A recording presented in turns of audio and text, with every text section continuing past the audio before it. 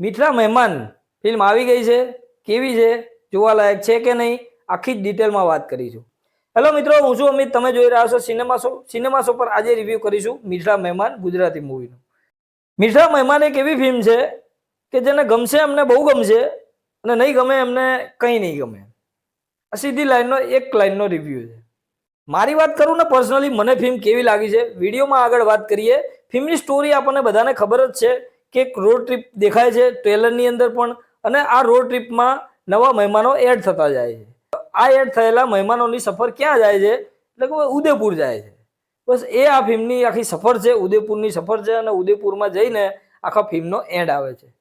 Film શરૂઆતથી ચાલે એટલે થોડી ધીમી ચાલે છે, એકદમ ધીમી ચાલે છે એમ હું કહીશ, કેમ કે ફિલ્મ આગળ વધવામાં ઘણો ટાઈમ લે છે. ફક્ત 2 કલાકની ફિલ્મ છે, છતાં પણ ફિલ્મ આગળ વધવામાં ઘણો ટાઈમ લે છે. ઇન્ટરવલ બ્લોક આવતા આવતા આપણને એમ થાય કે ક્યારે હવે ઇન્ટરવલ બ્લોક આવે. ઇન્ટરવલ બ્લોકમાં આપણને એમ થાય કે હવે આપણે કંઈક નવું જોવા મળશે અને એકદમ પીક પર ત્યાં પહોંચી જાય છે. ઇન્ટરવલ પછી પણ એટલું પીક નથી પકડતું, પણ એમ એવરેજ પ્રકારનું એ પ્રમાણે જે ચાલતી હતી ઇન્ટરવલ પહેલા એવી જ રીતે ફિલ્મ ચાલી જાય છે. સ્ક્રીન પે ફિલ્મનો ધીમો છે, પણ સિનેમેટોગ્રાફી ફિલ્મની બહુ સરસ છે. સિનેમેટોગ્રાફી ખરેખર ઉદયપુરને આપણે અમદાવાદના અને ઉદયપુરના લોકેશન જોવાની મજા આવે છે. મ્યુઝિક સારું છે ફિલ્મનું, જે જગ્યાએ સોંગ આવવા જોઈએ એ જગ્યાએ જ સોંગ આવે છે અને ફિલ્મમાં સેટ પણ થાય છે. બીજીએમ પણ ફિલ્મનું બહુ મસ્ત છે, એ અમુક સીનમાં તો બહુ પરફેક્ટ રીતે સેટ થયું છે. ફિલ્મમાં ઘણા પાસા નબળાઓ પણ છે, પણ એની પહેલા આપણે એક્ટિંગની વાત કરી લઈએ. એક્ટિંગની વાત કરું તો એક્ટિંગમાં મિત્ર ગઢવી અહીંયા બાજી મારી જાય છે કે મિત્ર ગઢવીએ ફિલ્મની અંદર આપણને જાળવી રાખવાનું કામ કર્યું છે. મતલબ આપણને પકડી રાખે છે મિત્ર ગઢવી છે કે જે જગ્યાએ એમને ડાયલોગ જે રીતના આલેલા છે, આ 1-2 ડાયલોગ ખરાબ પણ આવે છે જે કંઈ પણ બોલી નાખવાનું, બસ પણ ફિલ્મની સ્ટોરી સાથે એ સેટ થાય છે. એ ડાયલોગ જ્યારે બોલો ને, જે રેસ્ટોરન્ટમાં એ ડાયલોગ બોલે છે કે ગર્લફ્રેન્ડ છોડીને જતી રહી છે તો આ રીતનો મેસેજ કરી નાખ અથવા તો આ કરી નાખ તો તને બધું ફ્રસ્ટ્રેશન નીકળી જશે. એ જ્યારે ડાયલોગ બોલે છે ને ત્યારે મને અંદાજો આવી ગયો હતો કે આ ફિલ્મનો જે મેઇન પોઈન્ટ છે ને એ પણ કંઈક આવો જ હશે. ત્યારે મને શંકા થઈ ગઈ હતી અને એ જ નીકળ્યો. મને આ ફિલ્મની અંદર સૌથી વધારે આ જ નથી ગમ્યું. આ ફિલ્મ આવી હતી જાન્યુઆરીમાં, મોમ તને નહીં સમજાય, બસ એ જ આ ફિલ્મ સાથે પણ મારે થયું છે. બધું ફિલ્મની અંદર સારું છે, પણ સુસાઇડ કરવાનો પોઈન્ટ તમારે આ જ બતાવો છે. આખી ફિલ્મ જ એના માટે લખી છે ને. એક મેસેજ પણ આપવો છે તમારે, એક રોડ ટ્રીપ પણ કરવી છે અને એક સારા સંબંધો પણ બધાના બતાવવા છે, અને અજાણ્યા વ્યક્તિઓ પણ તમને કઈ રીતે મદદ કરી શકે એ પણ બતાવવું છે. બધું જ એક સાથે બતાવવાનો પ્રયાસ કરે છે. એના ચક્કરમાં બધું મિક્સ થઈ ગયું છે. ના એક સારી રોડ ટ્રીપ બની શકી છે, ના એક સારા રિલેશન વાળી ફિલ્મ બની શકી છે, કે ના એક પછી એક ફેમિલી ડ્રામા ફિલ્મ બની શકી. આવા ઇસ્યુ પર ફિલ્મ જ કેમ બનાવો છો? મને તો સમજમાં નથી આવતું. આ સમજમાં આવશે ઘણાને. મેં પહેલા જ કીધું, વિડીયોના શરૂઆતમાં જ કીધું કે જે લોકોને ફિલ્મ ગમશે એમને ખૂબ ગમશે, નહીં ગમે એમને બિલકુલ નહીં ગમે. મને નથી ગમી તો હું નથી ગમી જ કહેવાનું, ભલે એ 100 કરોડ કમાઈ જાય, એનાથી મને કોઈ મતલબ નથી. મને એવું નથી કે ફિલ્મ 200 કરોડ કમાઈ જાય તો એ ફિલ્મ મને ગમી જ છે, નથી. એટલે ના પણ ગમે ને. એક સીન છે ફિલ્મની અંદર કે મમ્મીને ફોન કર્યો છે અને ફટાફટ ગાડીમાંથી પરાણે ઉતરીને જતો રહે છે દોટ મૂકીને, અને ત્યારે જ્યારે એમ થાય કે મમ્મીને કીધું છે, ત્યારે મને લાગ્યું કે ફિલ્મ પૂરી અહીંયા. તમને ખબર નહીં હોય, આ ફિલ્મને મેં ચાલ જીવી લઈએ જોડે એની કમ્પેરિઝન કરી હતી. છે ફિલ્મની અંદર ઘણું સારું છે, હું એવું નથી કહેતો કે બધું જ ખરાબ છે. ઘણી વસ્તુ છે ફિલ્મની અંદર જોવાની મજા આવશે, પણ એક વસ્તુ છે ને કે તમને જે પોઈન્ટ ના ગમે એ પોઈન્ટ ઉપર તમે ગમે એટલું સારું કરી નાખો, ગમે તેટલું સારું કરી નાખો, એ ના જ ગમે તમને. બસ મારી સાથે એ જ થયું છે. તમને કદાચ ગમી શકે છે, હું એનો કોઈ ગેરંટી લેતો નથી, પણ મને બિલકુલ નથી ગમી. કારવા, પીકુ જેવી ફિલ્મો આપણે રોડ ટ્રીપની જોઈ જ છે, અને સાથે ફેમિલી ઇમોશન પણ જોયા છે, સાથે લવ સ્ટોરી પણ જોઈ છે. એ બધી ફિલ્મો સાથે આપણી ગુજરાતી જ લઈ લો ને, ચાલ જીવી લઈએ, એનાથી બેસ્ટ ફિલ્મ કઈ હોય? Road trip. એક સીન છે ફિલ્મની અંદર કે સુસાઇડ કરતા જતો હોય ત્યારે એને રોકવા માટે પાછળ દોડે છે.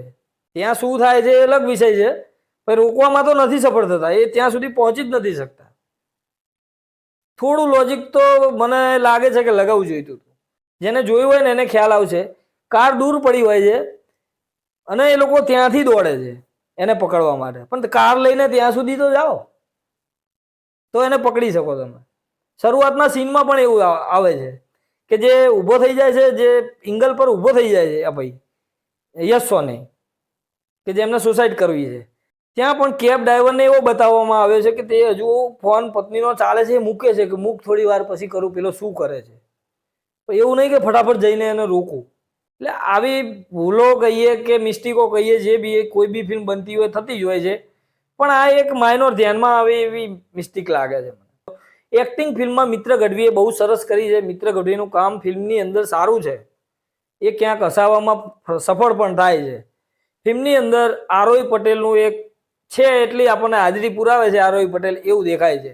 એકાદ બે સીનને બાદ કરતા એકાદ બે સીનમાં એમનું પરફોર્મન્સ દેખાઈ આવે છે. સોનાલી લેલે દેસાઈનું લાસ્ટમાં સૌથી વધારે કામ છે.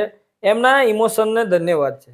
જો કે આવા રોલ ફક્ત સોનાલી બેનને જ મળે છે, એ મને વાત સમજાતી નથી, અથવા તો એ આવા જ રોલ સ્વીકારે છે. Extra marital affair. યશ સોનીનું પાત્ર અહીંયા એવું છે કે તમને જરાય કોમેડી કરતા જોવામાં નથી મળતા. આ ફિલ્મ કોમેડી તો છે જ નહીં. પહેલી વાત તો એકદમ ગંભીર અંદાજમાં દેખાય છે, ગંભીર જ છે. એમ આખા ફિલ્મની અંદર એમને ગંભીર બતાવવામાં આવે છે. ખાસ કરીને હું એક પાત્રની વાત કરું તો મિહિર રાજદા એવું કંઈક નામ છે, સાચું કે ખોટું તમે નોટિસ કરી લેજો. એમનું કામ અહીંયા ફિલ્મની અંદર ઘણો રોલ મળ્યો છે, પણ કામ પણ એટલું મજબૂત આપ્યું છે. એમને જે જગ્યાએ ડાયલોગ ડિલિવરી આપી છે એ શિખામણ વધારે આપે છે ફિલ્મની અંદર.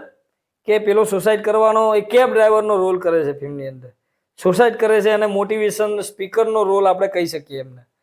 જે જગ્યાએ એમને કોમેડી કરવી પડે ત્યાં કોમેડી પણ સારી કરી છે, ઇમોશનની જગ્યાએ ઇમોશન પણ લાવે છે. આમને એકાદા ફિલ્મમાં આવો રોલ આપો યાર, કામ સારું છે, મને નોટિસ કરવા જેવું લાગ્યું એમનું કામ. સાથે વાત કરીએ બીજા અનેક પાત્રો ફિલ્મની અંદર જોવા મળે છે. હિતેન કુમાર પણ ફિલ્મની અંદર જોવા મળે છે. એમનું કામ પણ નાનું છે પણ સારું છે, વાંધો નથી, પણ ફિલ્મની અંદર એટલી ઇમ્પેક્ટ નથી પાડી શકતું. જોકે આ ફિલ્મની અંદર જે મુદ્દો બતાવવામાં આવ્યો છે, રિયલમાં એ મુદ્દો થાય ને, તમારા ઘરમાં બી થાય ને, તો પણ તમે ગુસ્સે થઈ જ જાઓ. આ સીધી જ વાત છે. તમારે લોકોને એન્ટરટેન કરવા હોય તો આવા વિષયને કોમેડી અંદાજમાં લઈને આવો ને.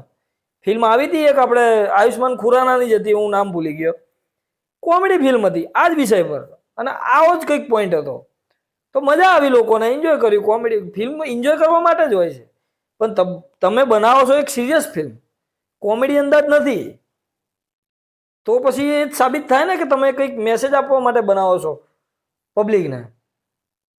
તો પબ્લિકને આવો મેસેજ આપીને શું સાબિત કરવું છે? હું સીધું કહીશ, કોઈને ગમે ના ગમે બે નંબરની વાત છે. ઘણા ગાળો બી આવશે કોમેન્ટ બોક્સમાં, આ તે બોલશે, આઈ ડોન્ટ કેર. શું કરવા તમે? મને સારું લાગશે તો હું સારું જ કહેવાનું છું, ખરાબ લાગશે તો ખરાબ કહેવાનું છું.